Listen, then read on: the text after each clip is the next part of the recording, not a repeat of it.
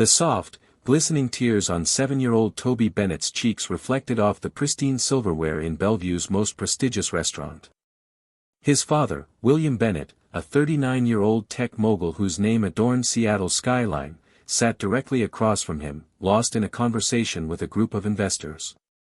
Their discomfort was palpable, their eyes shifting nervously toward the quietly weeping boy.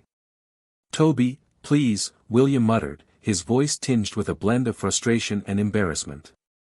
"We talked about this. Just eat your dinner."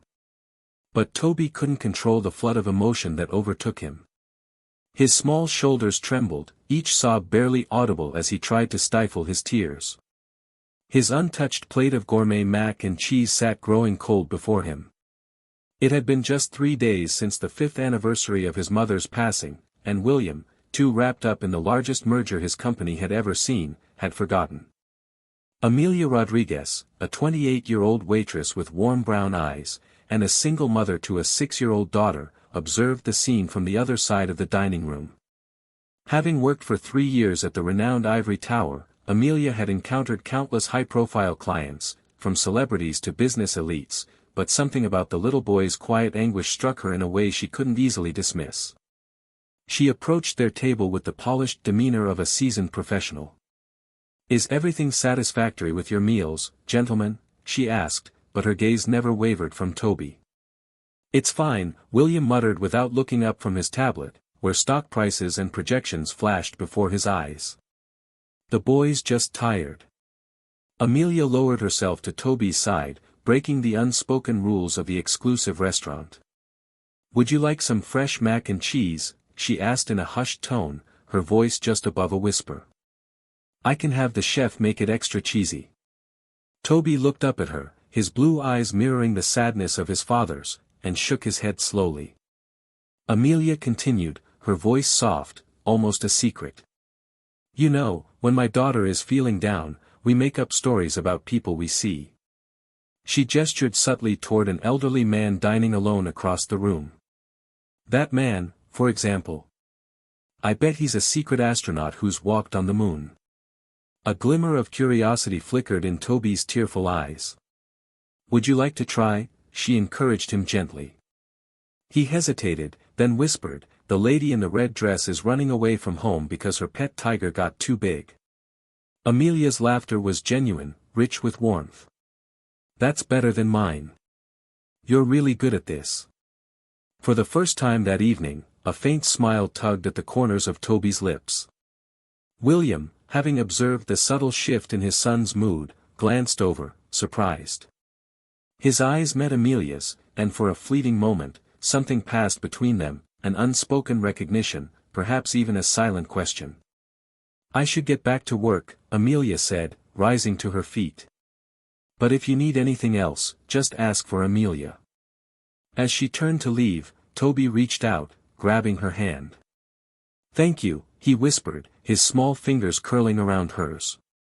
Amelia gave his hand a gentle squeeze before returning to her duties, unaware that this brief exchange would forever alter the trajectory of all their lives.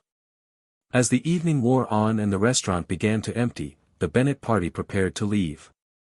William approached the payment counter while Toby waited by the coat check. "Your server tonight, was it Amelia?" he inquired of the maitre d'. "Yes, Mr. Bennett." "I hope everything was satisfactory." William gave a terse nod. "She was kind to my son. I'd like to leave something extra." He placed his black credit card alongside a business card on the counter. "And please give her this. Tell her to call if she's interested in a different position." The maitre d' raised an eyebrow but wisely refrained from questioning William Bennett. "Of course, sir." Across the restaurant, Amelia wiped down her last table, mentally calculating how much of her tips would go toward Lucia's upcoming birthday and how much would be needed to cover their perpetually overdue rent.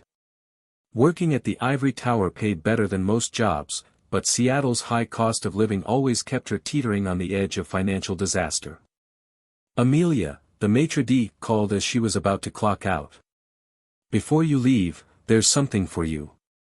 Anxiety gripped her as she followed him into the office. Had she overstepped by speaking to the Bennett child?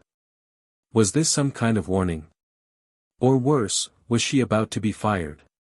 "Mr. Bennett left this for you," the maitre d' said, handing her an envelope containing a business card and a $5,000 tip. Amelia's knees nearly buckled at the sight. "This has to be a mistake," she stammered. "William Bennett doesn't make mistakes with money," the maitre d' replied, his tone flat. "And he specifically asked for you to have this." Amelia's trembling hands opened the envelope to reveal not only the extravagant tip but also a business card reading simply, "William Bennett, CEO, Bennett Technologies," with a personal phone number scribbled on the back. "This is crazy," she whispered. "And that's not all," the maitre d' added. "He mentioned something about a position." Amelia stared at the business card, her mind racing. What position could a billionaire want to offer a waitress? And why her? The answer came just 3 days later when she was walking Lucia home from school and received an unexpected call. "Ms. Rodriguez, this is Patricia Winters, Mr. Bennett's executive assistant. He was hoping you might be available to come in for an interview tomorrow morning." "Interview?" Amelia repeated, confusion mixing with the excitement coursing through her. "For what position exactly?" "Mr. Bennett would prefer to discuss that in person. A car will pick you up at 9. Will that work for your schedule?" Amelia barely had time to process what was happening before she found herself agreeing, hanging up the phone in a daze.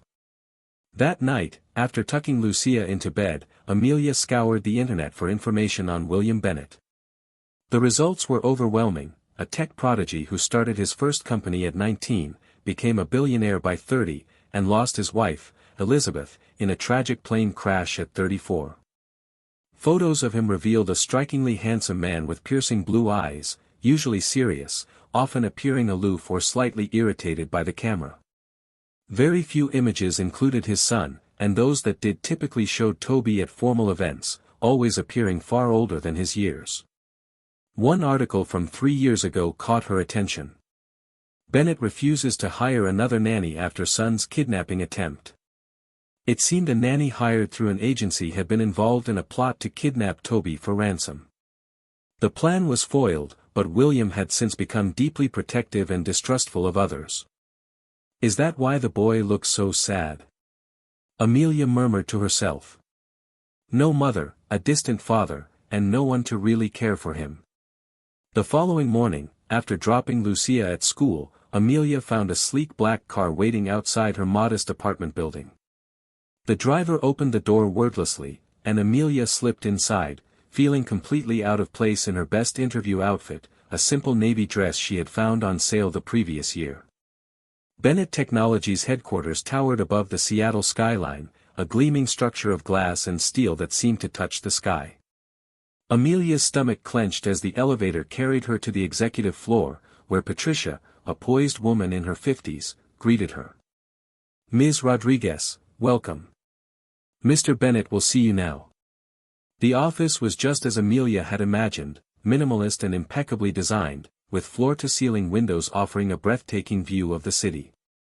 What she hadn't expected was to find Toby sitting quietly in the corner, building something with electronic blocks while his father typed away at a holographic display. William looked up as she entered, his expression neutral but his eyes intense.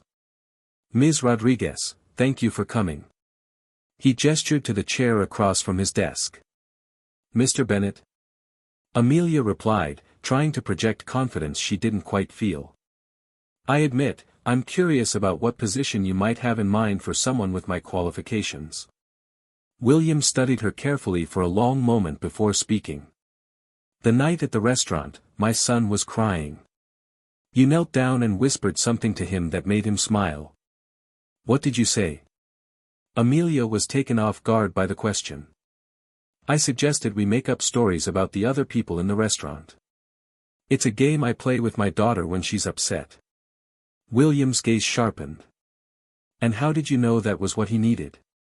Amelia glanced at Toby, who was pretending not to listen. "I didn't. I just know what works with my Lucia.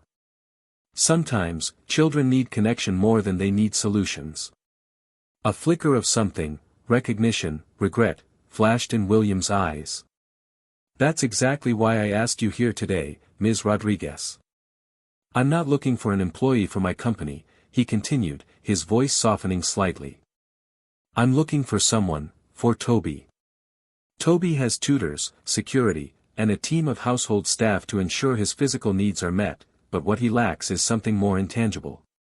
William trailed off, his voice faltering for the first time, a rare moment of vulnerability flickering across his usually stoic demeanor. A consistent emotional presence, Amelia finished quietly, her words almost a whisper. William nodded, his jaw tightening with the weight of her words.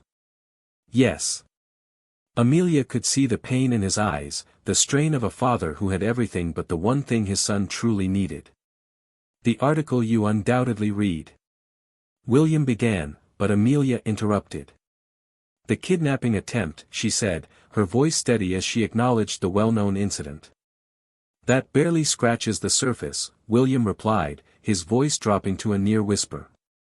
He leaned forward, hands clasped in front of him as though bracing himself to reveal something that had been buried for too long. There have been 3 separate incidents. The first was the nanny from the agency.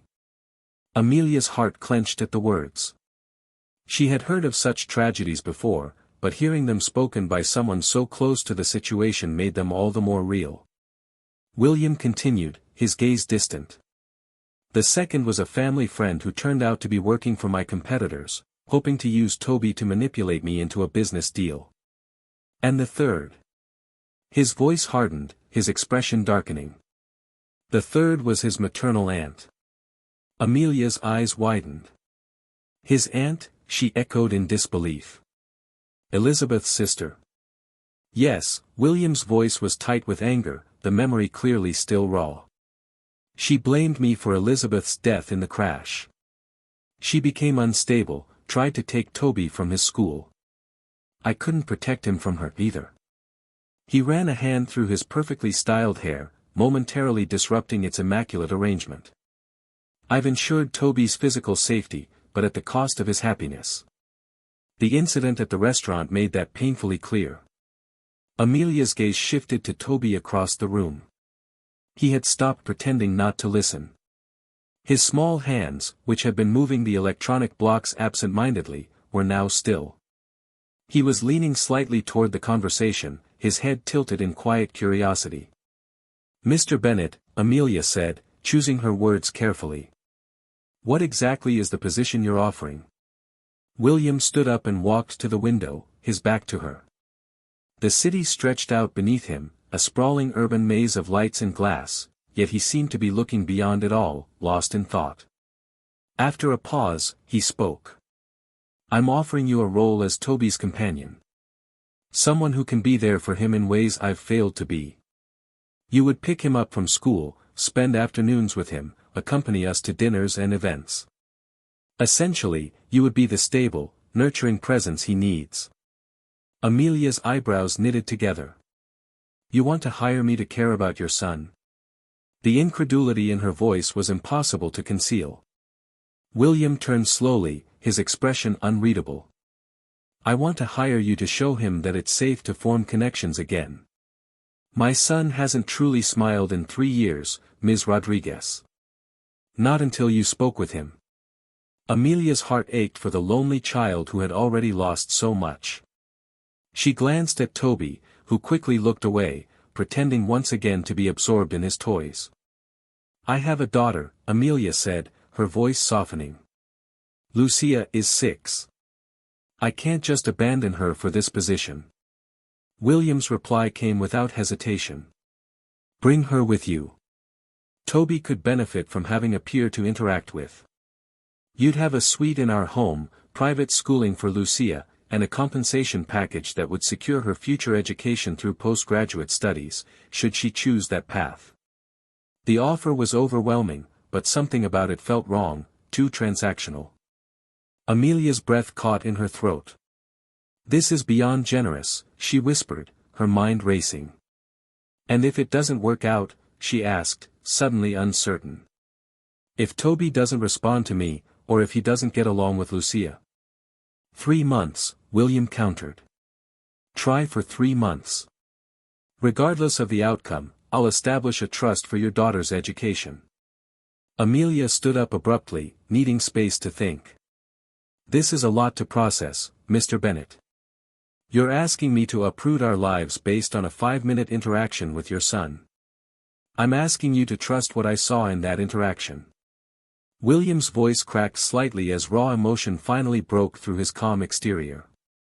"I've interviewed 37 candidates from top child psychology programs. None of them connected with Toby the way you did in those 5 minutes." Before Amelia could respond, Toby's small voice broke the tense silence.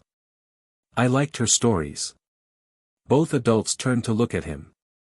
Toby hadn't moved from his spot, but his eyes were locked onto them now. "She didn't talk to me like I'm stupid." The simplicity of his statement hung in the air, heavy with unspoken meaning.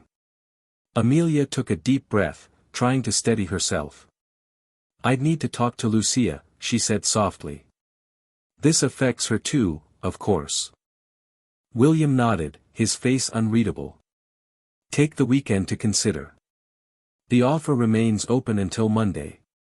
As Amelia turned to leave, Toby suddenly stood up and walked over to her, holding out one of his electronic building blocks. "For your daughter," he said, his tone solemn. "It's a prototype. Dad's company makes them." Amelia was touched by the gesture. "Thank you, Toby. That's very thoughtful." Outside the imposing Bennett Technologies Building A, Amelia leaned against a concrete pillar, clutching the small electronic block in her hand.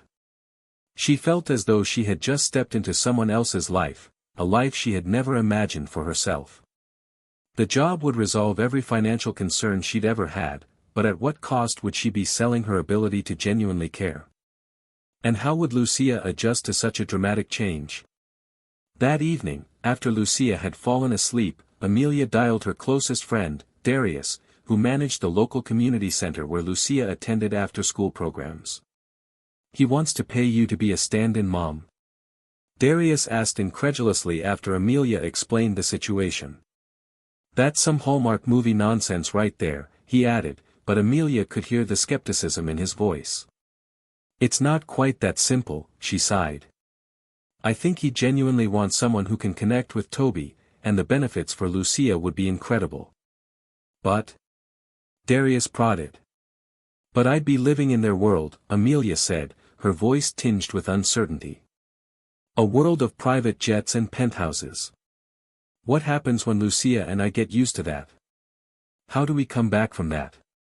She twisted the phone cord nervously around her fingers, her mind consumed with doubt. "And what if I start caring for Toby for real?" she asked, the question hanging in the air like a weight. "He's already lost so much. I can't be another person who disappears from his life." Darius fell silent for a moment, taking in her words. Finally, he spoke, his voice soft and steady. "You've got to do what's best for you and Lucia. This might be the opportunity of a lifetime, but you need to figure out what it would cost you, too." "Oh ChatGPT Ds. You're already thinking like a mom to this kid, and you've only met him once." The observation hit Amelia like a ton of bricks. She swallowed hard, trying to push back the unexpected rush of emotion. "That's the problem, isn't it?" she thought. "I can already see how easily I could care about him." The weekend blurred by in a whirlwind of pros and cons lists, heart-to-heart conversations with Lucia about the potential move, and sleepless nights where the weight of the decision pressed heavily on her chest. Lucia, at first, was excited about the idea of living in a castle, as she referred to the Bennett mansion from the photos she'd seen online. But as the reality of leaving her friends, the small apartment they called home, and the life they had built together began to settle in, her enthusiasm wavered. "But you'd have your own playroom," Amelia had tried to reassure her, watching her daughter's expression closely. "And we could save money for those dance classes you've been talking about." Lucia, her pencil poised above her drawing pad, paused and looked up at her. "Would I still see you every day?" she asked quietly, her small voice full of concern. Amelia's heart broke at the question.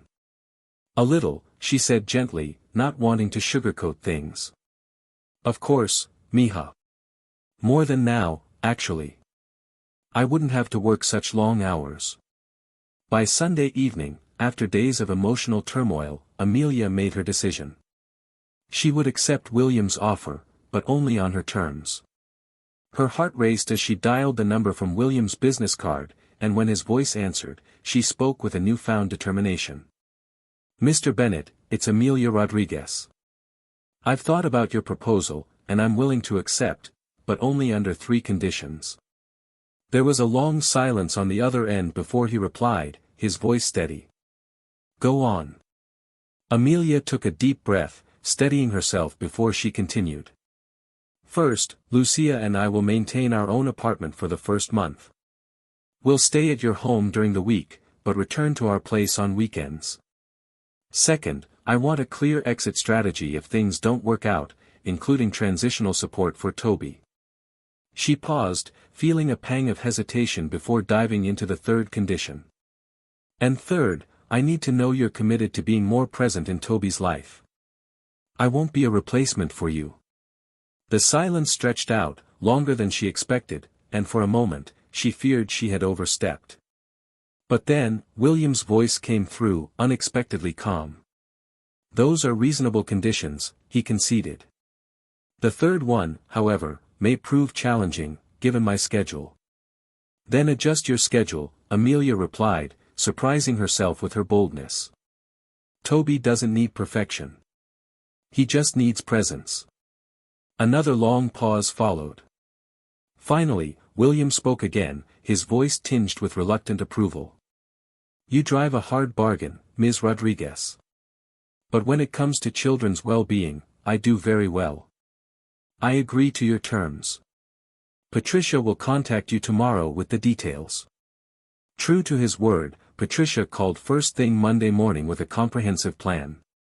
Amelia would start the following week, with a car arranged to transport Lucia to and from her current school until arrangements could be made for her transfer. Bennett's security team would also install additional safety measures at Amelia's apartment for the weekends they would spend there. But what Patricia failed to mention, and what Amelia couldn't possibly have anticipated, was the media firestorm that exploded Wednesday morning.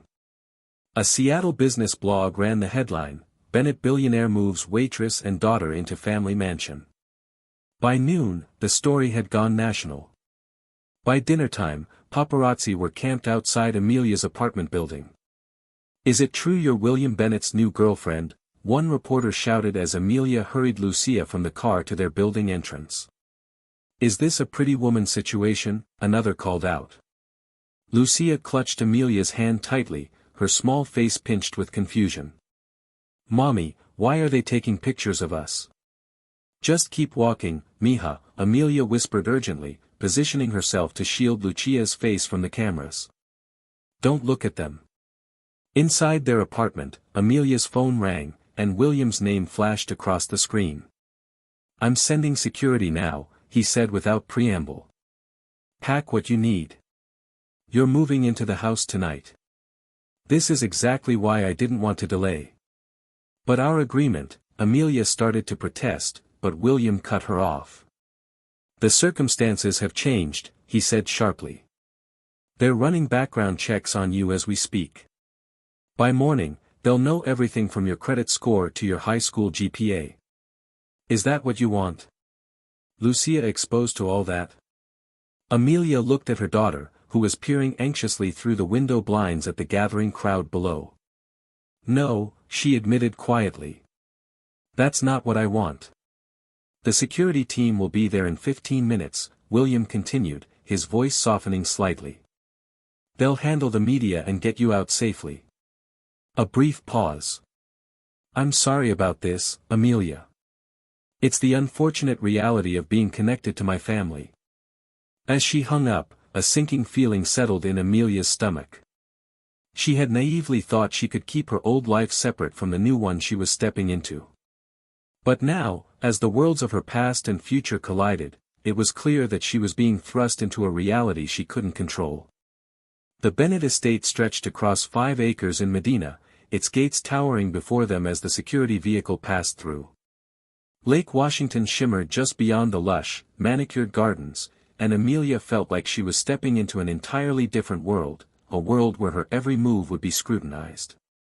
Lucia, pressed against the window, gazed in awe at the imposing modernist mansion, the lights casting an ethereal glow against the night sky. "It really is a castle," she whispered in wonder. Security Chief Marcus Reynolds, a broad-shouldered man with a calm demeanor and kind eyes, glanced at them in the rearview mirror. "Mr. Bennet has prepared the East Wing for you both," he said.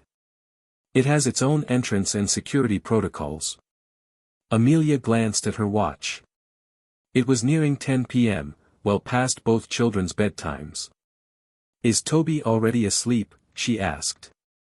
"No, ma'am," Marcus replied, his voice even.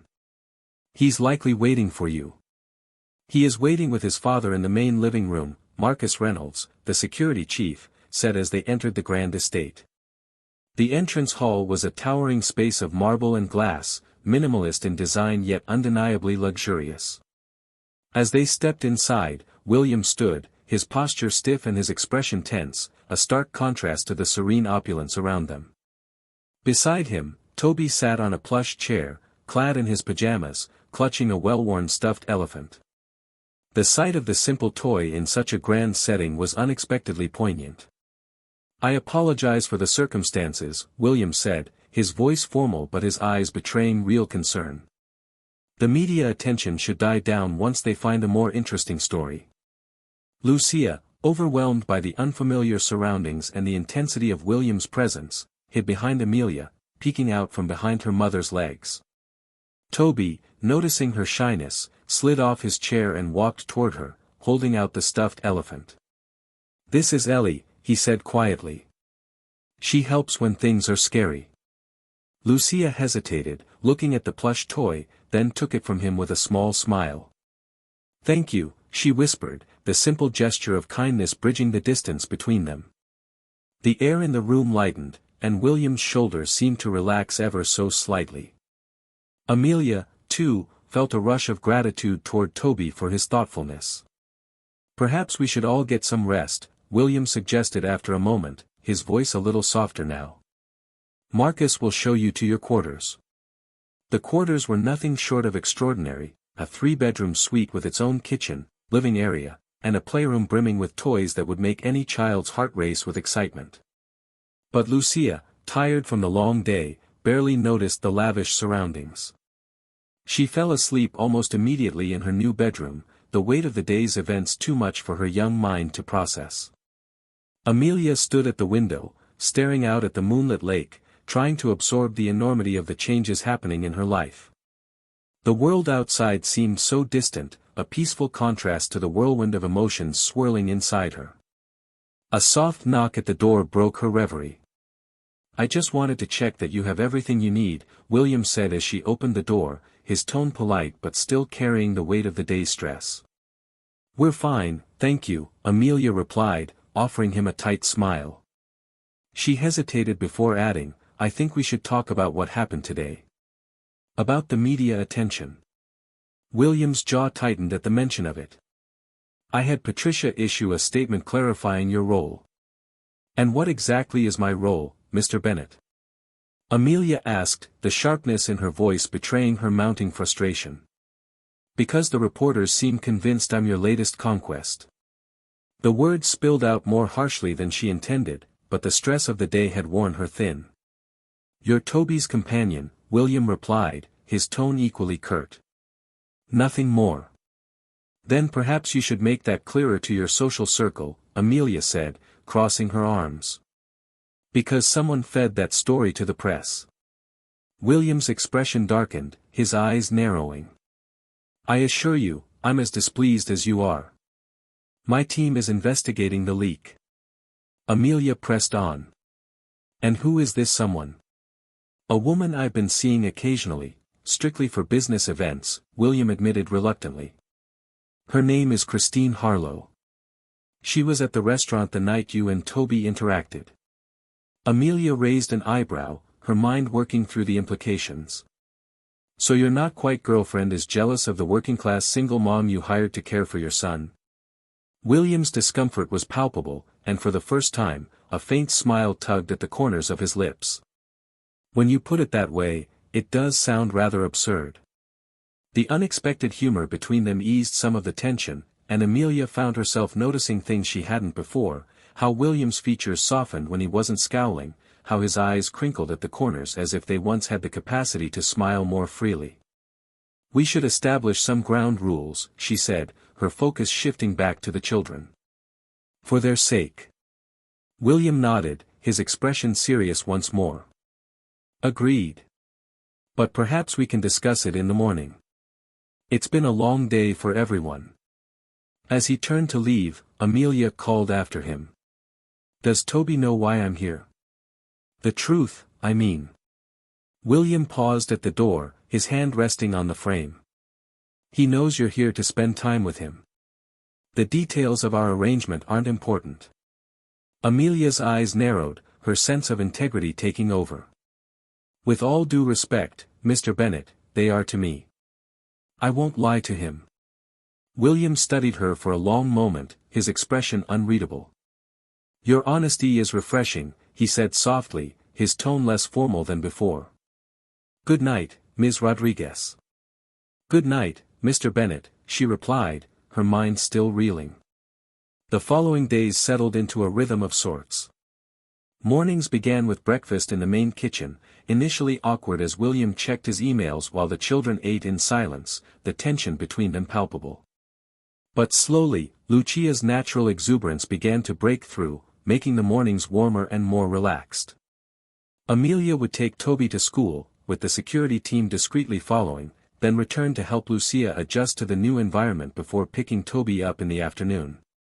Though the media attention had gradually died down, the damage had already been done. Amelia's face had been plastered across tabloids, and the speculation about her relationship with William lingered in the gossip columns, despite the lack of substance. One afternoon, 2 weeks into their new routine, Amelia was helping Toby with his science project in the estate's conservatory when Patricia appeared at the doorway. "Ms. Rodriguez?" Patricia asked, her tone hesitant. "There's someone at the gate asking for you. A Mr. Darius Coleman." Amelia's face brightened. "My friend from the community center," she said, her voice full of relief. "Can you let him in, please?" Patricia hesitated, glancing at William, who had just entered the room. "I'll clear it," William said, his voice authoritative. "Let him through." Darius's reaction to the Bennet estate was comically exaggerated, his eyes wide in awe as he stepped inside. His warmth, however, was completely genuine as he pulled Amelia into a tight hug. "Look at you," he teased, stepping back to take in the grandeur of their surroundings. "Living in a literal glass palace." "It's temporary," Amelia reminded him, but even as she said the words, she wasn't entirely sure they were true anymore. After introducing Darius to Toby, Amelia left the boy with his project and joined her friend on the terrace. "So, the billionaire?" Darius raised an eyebrow as they sat, overlooking the sprawling gardens below. "Is he as cold as he seems in interviews?" Amelia took a deep breath, considering the question. "He's complicated," she said thoughtfully. "Fiercely protective of Toby, brilliant when it comes to business, but completely lost when it comes to emotional connection." She paused, gathering her thoughts. "I think Elizabeth's death broke something in him." Amelia spoke with quiet certainty. "And the media speculation about you too? Completely fabricated." She said the words firmly, trying to ignore the flutter of unease she sometimes felt when William entered the room. "I'm here for Toby," she added, her voice steady despite the complexity of her feelings. Darius, always perceptive, gave her a knowing look but didn't press the matter further. Instead, he handed her an envelope. "Speaking of why I came," he said, his tone shifting. "The community center received this yesterday. It's addressed to you." Amelia opened the envelope and pulled out a document. As she read, her face drained of color. "What is it?" Darius asked, his concern evident in his voice. "It's from Elizabeth Bennet's sister," Amelia replied, her hands trembling slightly as she continued reading. "Toby's aunt. She's filed a petition for visitation rights and is claiming I'm an unsuitable influence on Toby. Darius's eyes widened. That's ridiculous, he protested. You're the most moral person I know. Amelia nodded but didn't meet his gaze. She's using the tabloid stories as evidence that William is creating an immoral environment for his son. She clenched her fists, her body tense with frustration. She's claiming that William and I are having an affair and that it's confusing for Toby. Amelia stood abruptly, the urgency of the situation clear. I need to tell William, she said, determination sharpening her voice. They found William in his home office, deep in a video call with executives. As soon as he saw Amelia's expression, he ended the meeting immediately.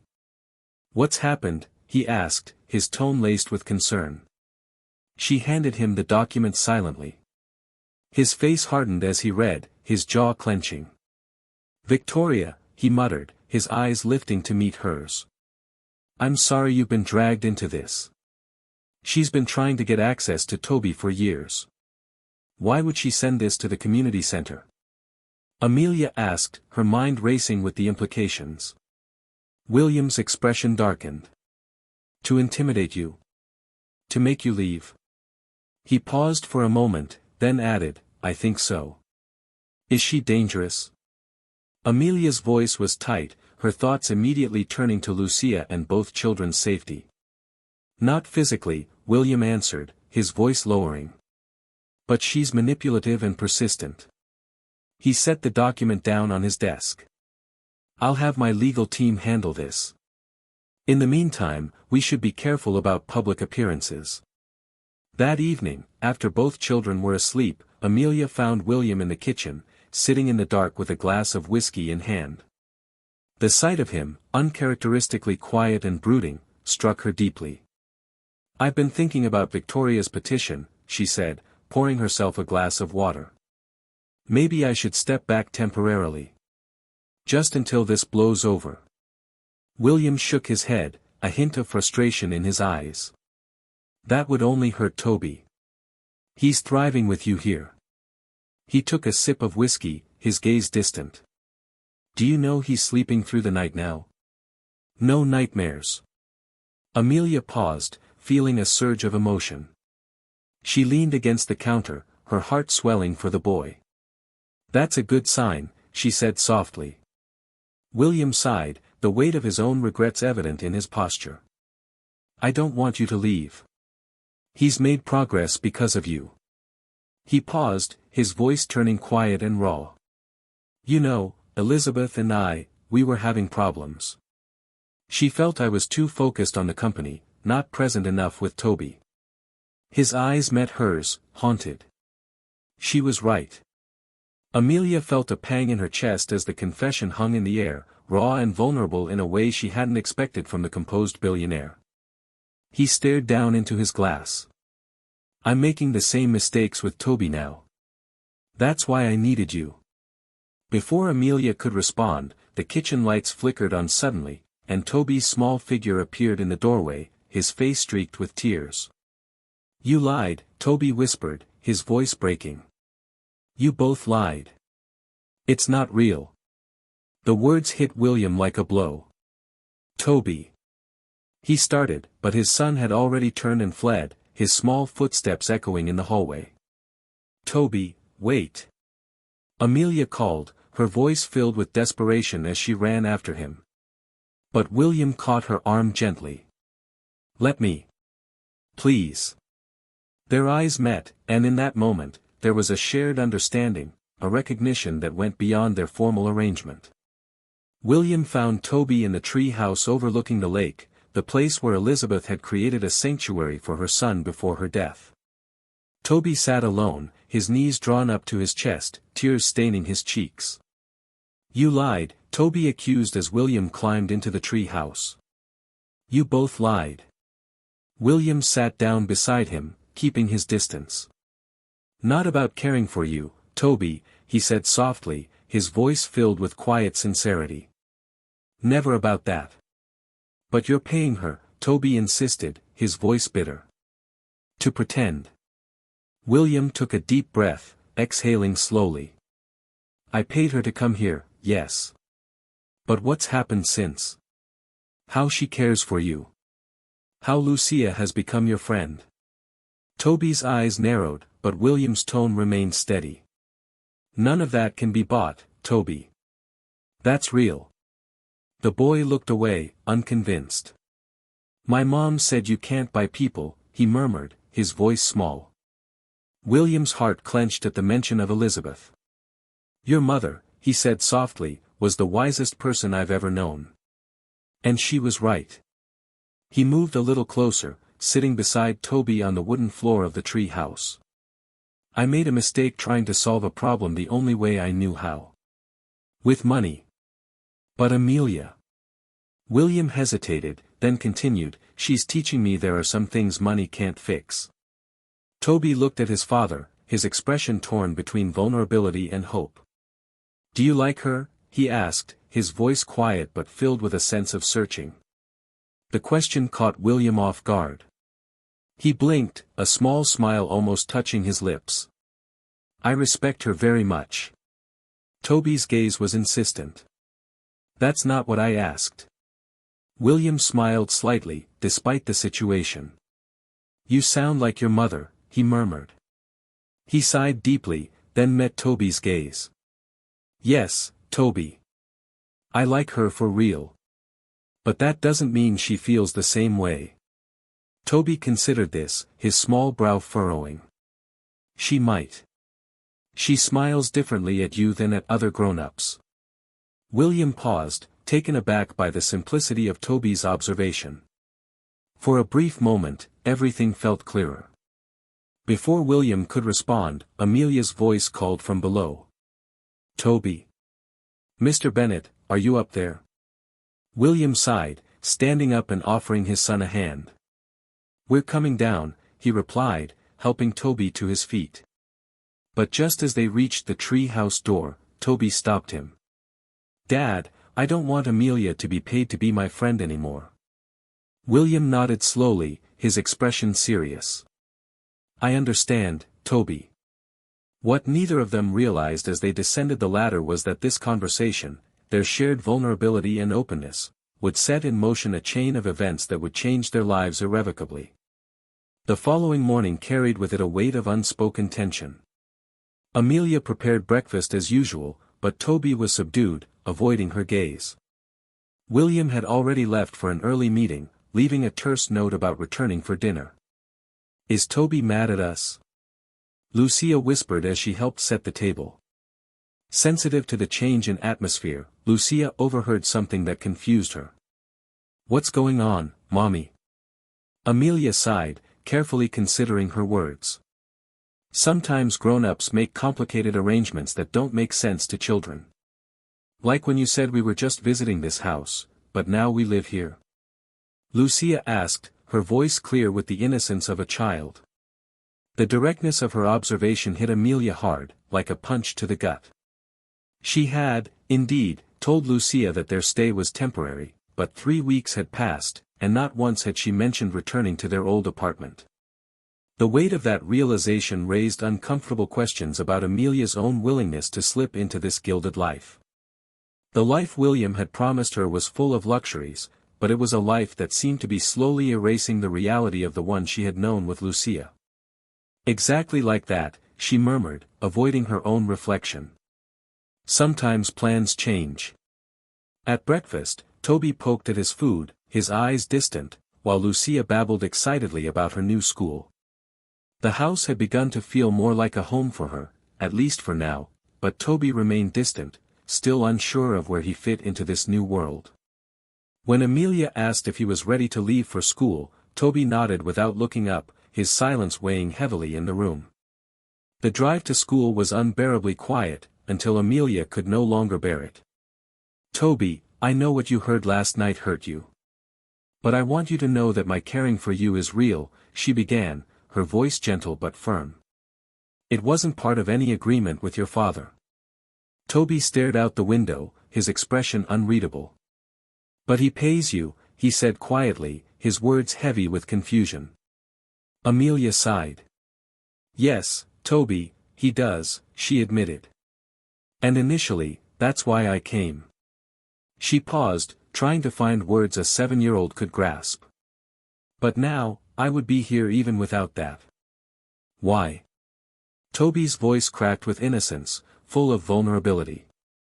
Because you matter to me, Toby, she said softly, the words spilling out before she could stop them. You and your dad both do.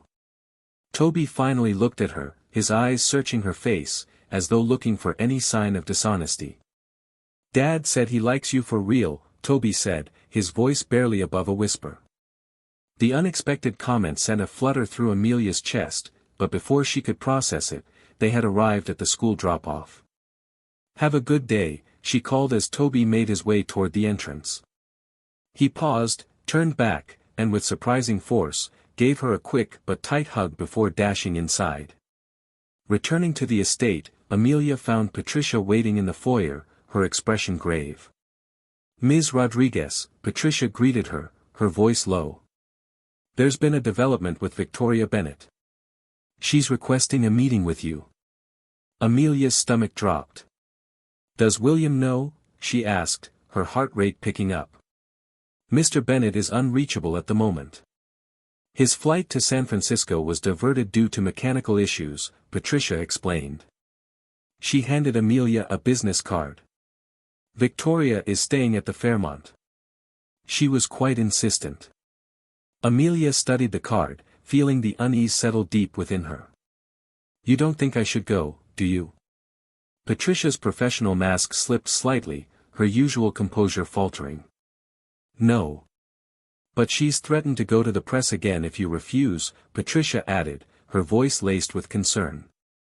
After dropping Lucia at her new school, Amelia found herself driving to the Fairmont, her thoughts a storm of conflicting emotions.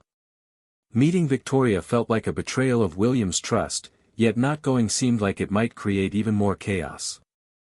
She needed to understand Victoria's intentions for the sake of Toby, but how could she possibly navigate this delicate situation? Victoria Bennett was waiting for her in the hotel lounge.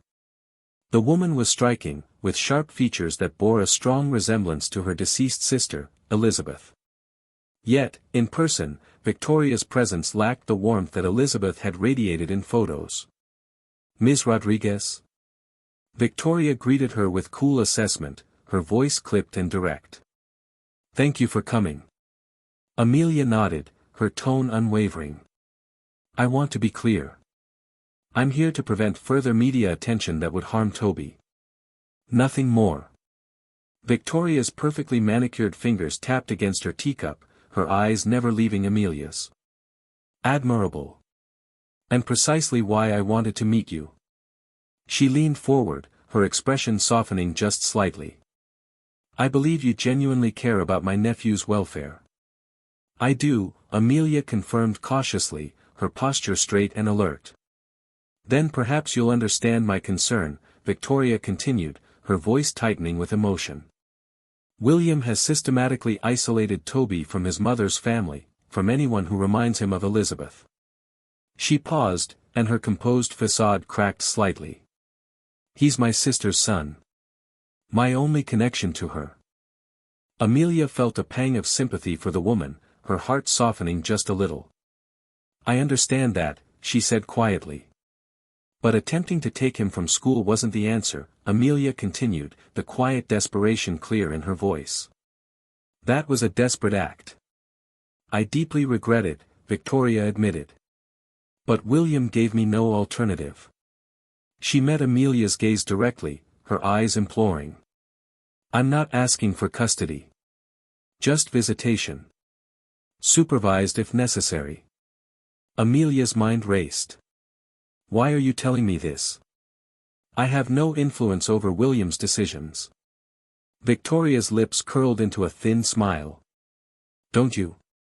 The man who hasn't let anyone close in 3 years has moved you into his home.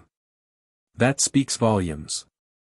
Amelia shifted uncomfortably in her seat, her gaze dropping to the table between them. Our arrangement is professional, she said, her voice tight. Perhaps, Victoria responded softly, her voice filled with an unexpected warmth. But it could be more. Victoria leaned closer, her voice taking on a more personal tone. Elizabeth would have liked you. I think she valued authenticity above all else. Something my brother-in-law lost sight of after her death.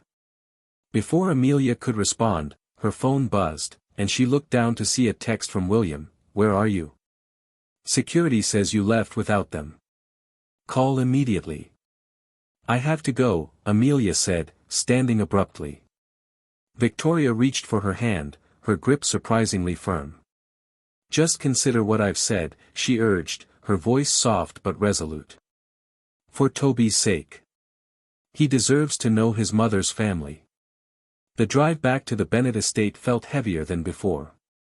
Part of Amelia understood Victoria's desire to maintain a connection with her nephew, but she also understood William's fierce protectiveness, which came from a place of genuine concern for Toby's well-being. How could she reconcile the two?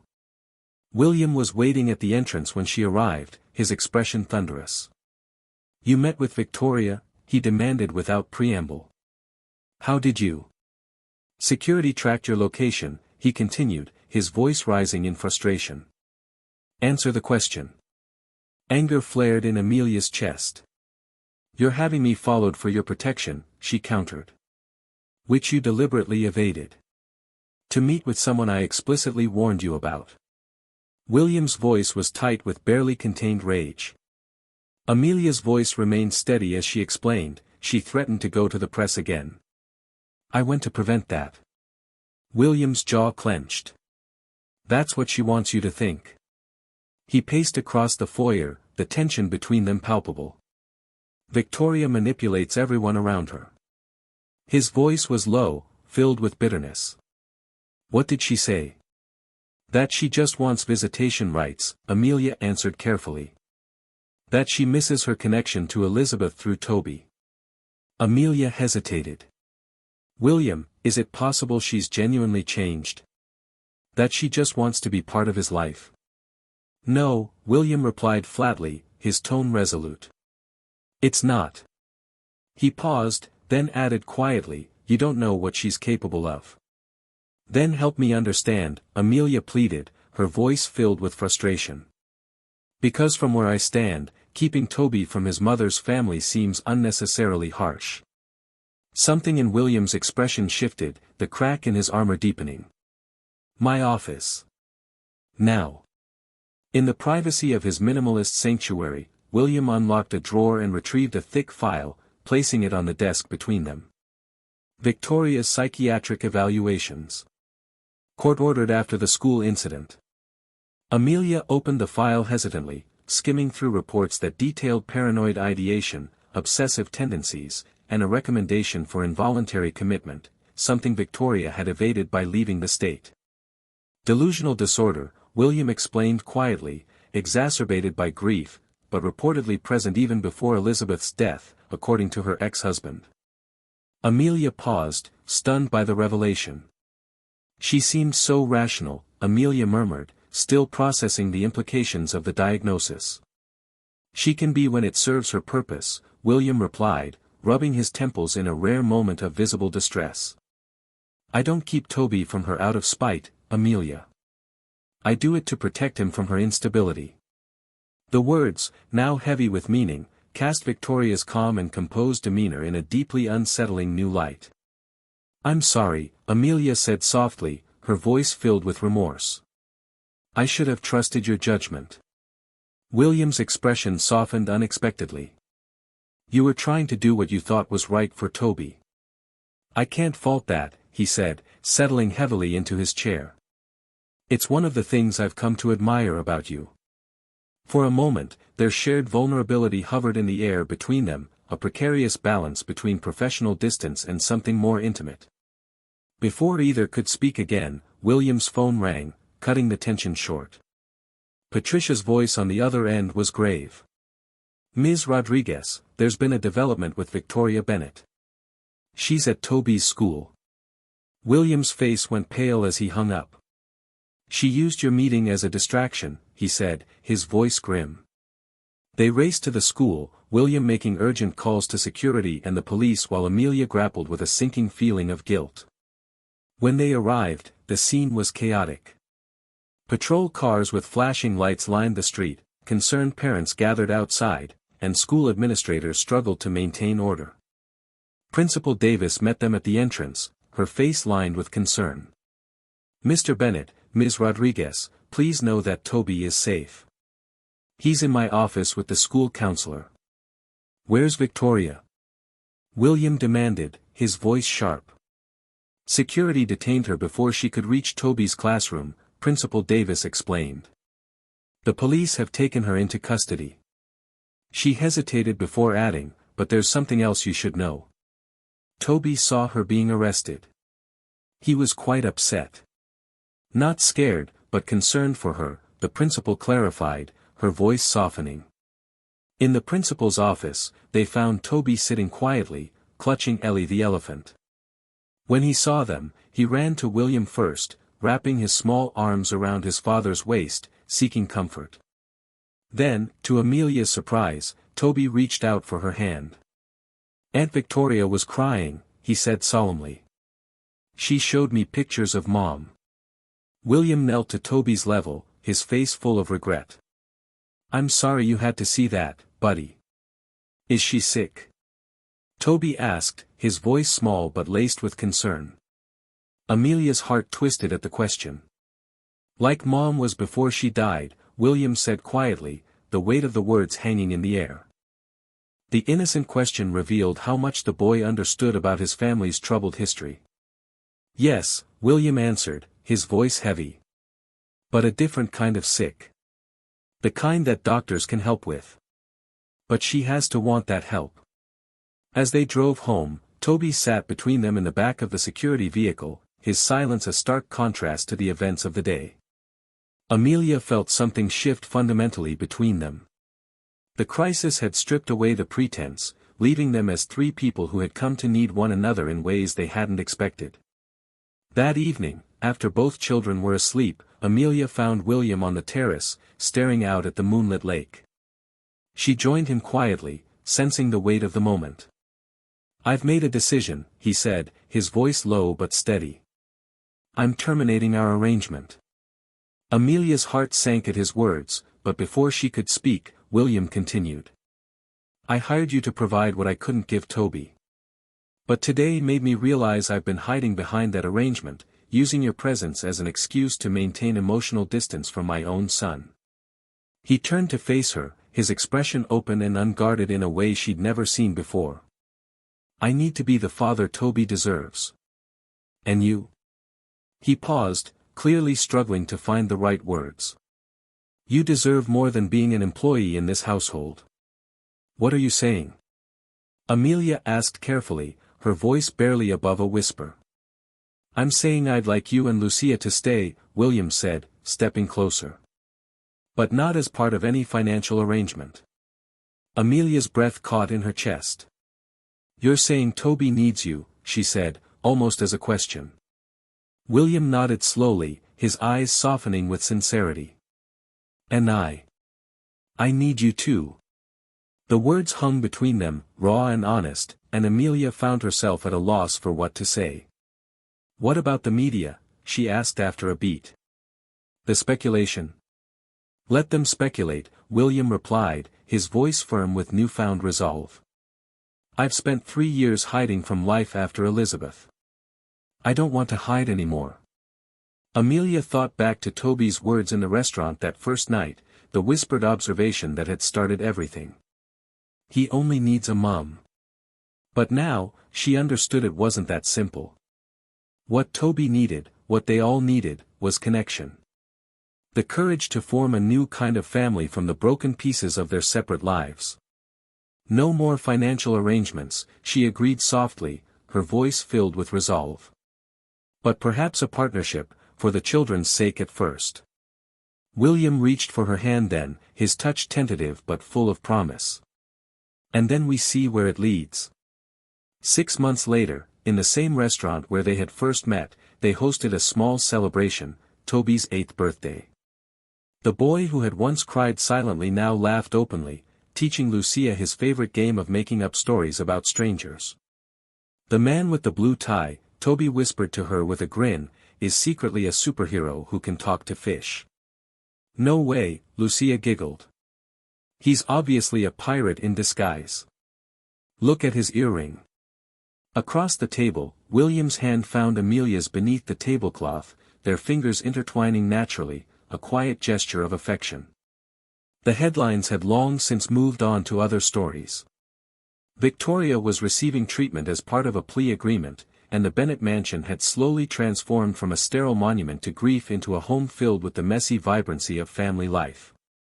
"They're happy," Amelia observed quietly, watching the children's animated faces, the simple joy in their laughter filling the room.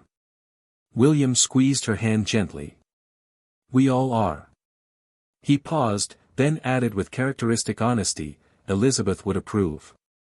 "I think," Amelia said, smiling softly.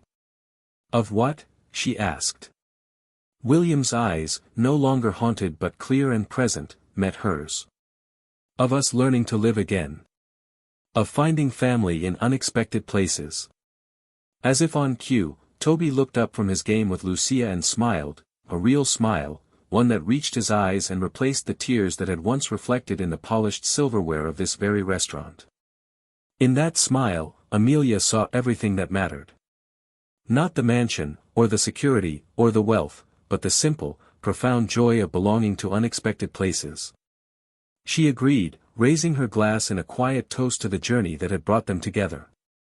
A journey that began with a waitress's whispered words, a billionaire's lonely son, and had led them all to something far more valuable than any fortune could buy.